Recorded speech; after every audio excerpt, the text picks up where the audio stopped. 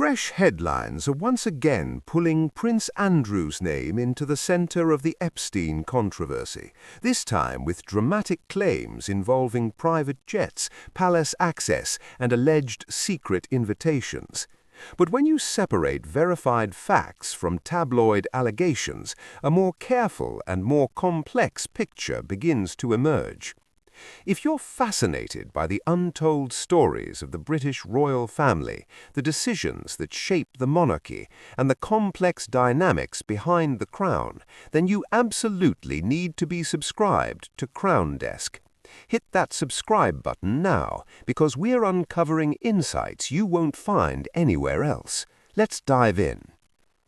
A new article circulating across media platforms claims that Prince Andrew used Jeffrey Epstein's private aircraft, often referred to in the press as the Lolita Express, and allegedly invited women into Buckingham Palace through unofficial channels.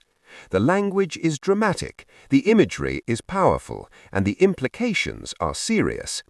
But as with all high-impact royal stories, the first step is to slow down and separate what is confirmed from what is claimed. Let's start with what is firmly established. Prince Andrew had a documented association with Jeffrey Epstein. That relationship has been publicly acknowledged for years and has already resulted in major consequences for Andrew's royal role. He stepped back from public duties and lost official patronages.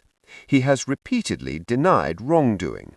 That denial remains on record and unchanged. It is also verified that Epstein owned and operated private aircraft that traveled internationally, including flights connected to the UK. Multiple investigative reports over the years have identified dozens of Epstein-linked flights involving British airports. Former Prime Minister Gordon Brown has recently renewed calls for UK police to re-examine flight evidence and trafficking routes connected to those aircraft. Those calls are documented and on the record. UK police bodies have also confirmed that they are currently assessing certain Andrew-related allegations. That word assessing is precise. It means authorities are reviewing material to determine whether further investigative steps are justified. It does not mean charges have been filed. It does not mean guilt has been established. It signals procedural review, not legal conclusion. Now, where the story becomes more uncertain is in the palace access allegations. The article claims that unnamed sources told a tabloid newspaper that women were secretly brought into Buckingham Palace for Andrew using code phrases and side entrances, bypassing standard security procedures. These are serious allegations, but they rely entirely on anonymous sources and tabloid reporting. No court documents, security logs, or official confirmations are cited to support these specific claims. That distinction matters enormously. Anonymous source reporting can sometimes point towards real issues, but without corroborating records, it cannot be treated as verified fact. Buckingham Palace security is among the most tightly controlled environments in the UK. Claims of repeated unauthorized access over years would require substantial documentary support. As of now, that level of proof has not been publicly presented. The same caution applies to reported emails said to show Andrew inviting Epstein and a guest to dine at Buckingham Palace in 2010. Some outlets say these messages appear in recently circulated document batches. However, without authenticated exhibit references and verified sender confirmation, these emails remain reported claims, not established findings. Document excerpts require provenance, who verified them, how they were authenticated, and in what legal context they appear. What many Royal Watch analysts observe is that this is a classic example of narrative stacking.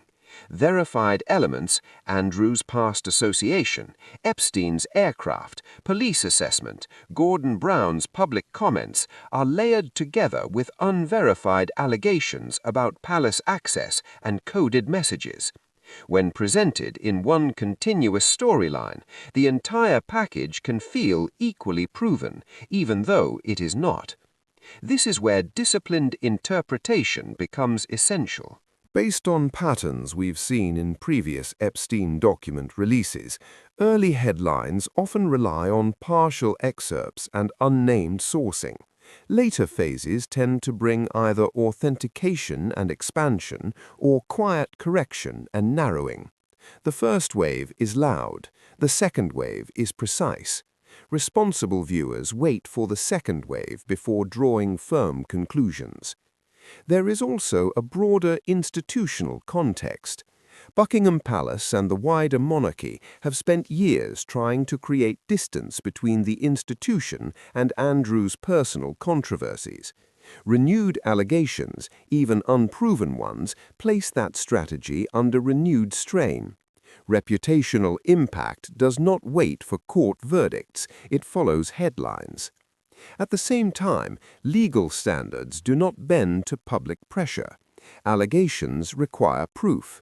Claims require documentation, and anonymous accounts, however vivid, remain claims until independently verified. The key takeaway right now is clarity over drama. It is verified that Andrews' Epstein association is under renewed scrutiny and police assessment. It is credible that Epstein-linked flights reached the UK many times. It is documented that Gordon Brown is urging deeper investigation. It is not verified that palace backdoor access schemes operated as described in tabloid accounts. Those are different categories of truth, and they must not be blended. As more Epstein-related archives continue to surface, one reality is becoming clear. This story evolves through documents, not headlines. Each claim must stand on its own evidence. So here's the question to consider. When allegations and verified facts travel together in the same headline, how should careful viewers separate signal from noise? Share your thoughts in the comments. If this breakdown helped you see the layers more clearly, like the video, turn on notifications, and watch our related deep dive on how document releases reshape royal investigations. Join the Crown Desk community, and we'll see you in the next report.